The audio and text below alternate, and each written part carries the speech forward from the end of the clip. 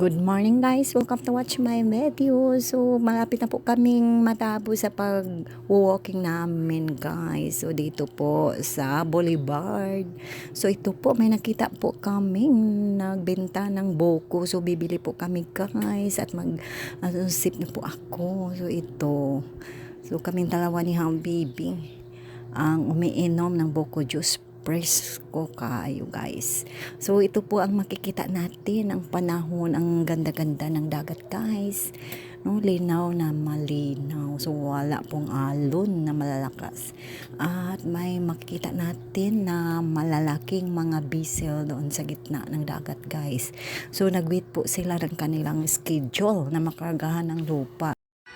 Pinabiyak na po namin ni Habibi guys ang buko na binili po namin kasi tapos na kami nag-inom ng Diyos. So ito guys, gumawa po siya ng isang kutsara galing sa panit ng buko.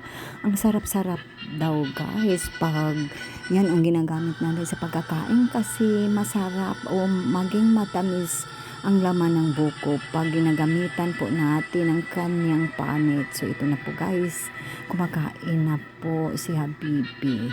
At yan, ang daming bumibili ng buko guys kasi masarap po to sa katawan natin.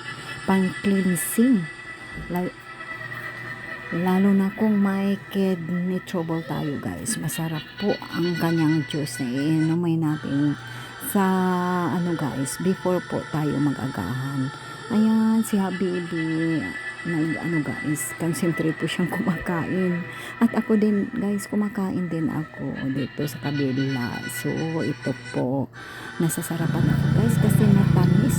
Masarap ang buko kasi presko po ito guys, galing pa sa bukid. So, malapit na po akong matapos kumakain guys. At dami pang bumibili sa namin, kasama namin nag-walking.